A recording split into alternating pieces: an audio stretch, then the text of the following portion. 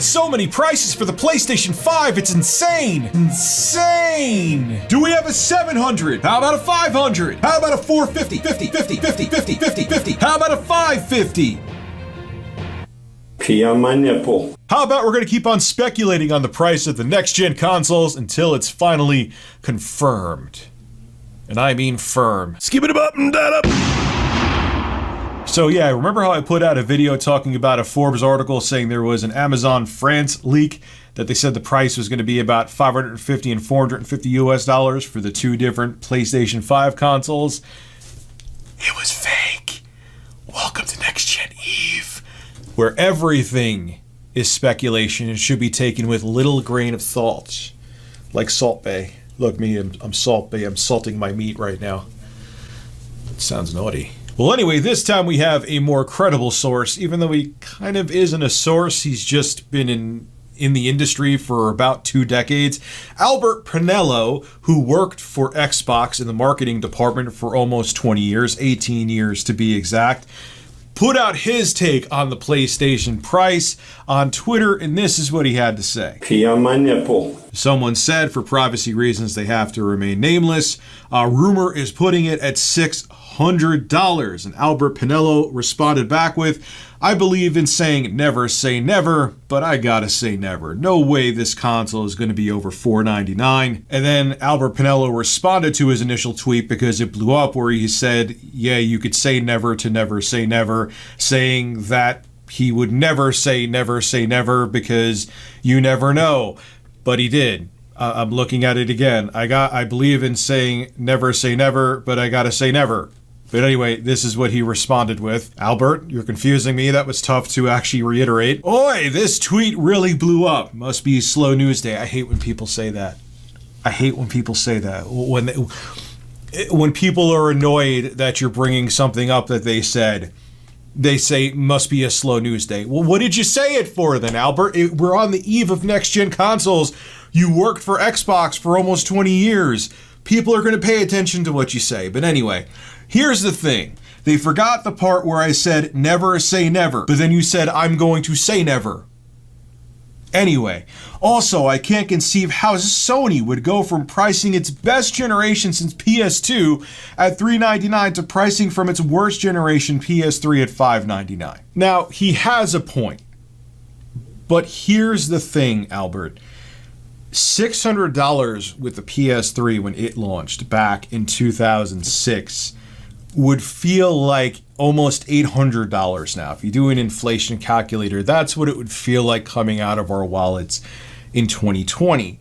We've also been more akin to spending more money. There was the Xbox One X and the PS4 Pro, which launched at $400 for the PS4 Pro and $500 for the Xbox Series X, respectively. Obviously, the prices with sales and stuff and over time have fluctuated.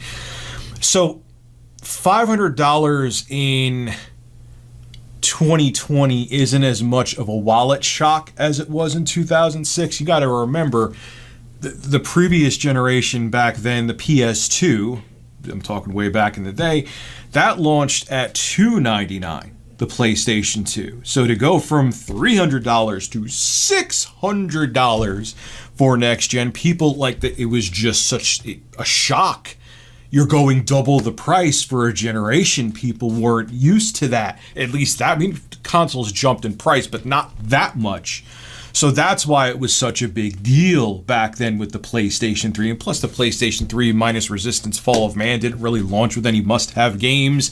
No one really cared about Blu-ray in 2006. Still, no one really cares about Blu-ray. The only reason I think it mostly still exists is because consoles are using it, even on next gen. Kind of. There was going to be the PS5 all digital edition.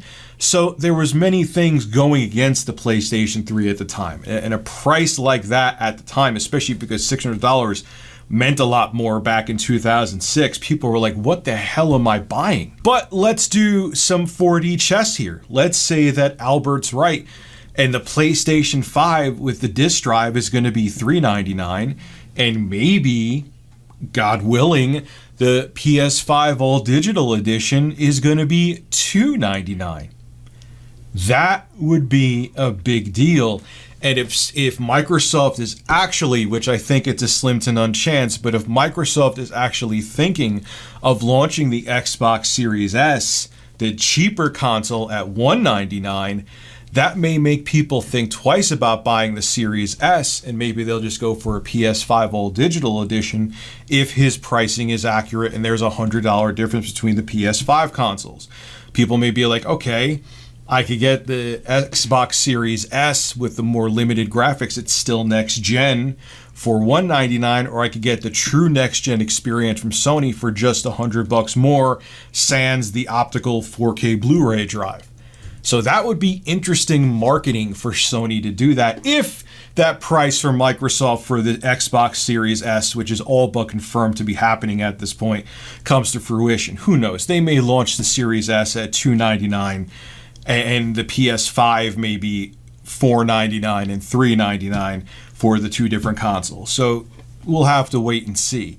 But if that ends up being the case and it's $399 for the PS5 with the disc drive and only $299 for the digital PS5, that may really, if the pricing of the Xbox Series S is accurate, all of this is speculation right now and could be inaccurate. But if the prices that we're hearing are accurate, that would be a big deal for Sony, because people may be like, all right, the Series S is cool, but I'd rather just spend the extra $100 and get a true next-gen experience.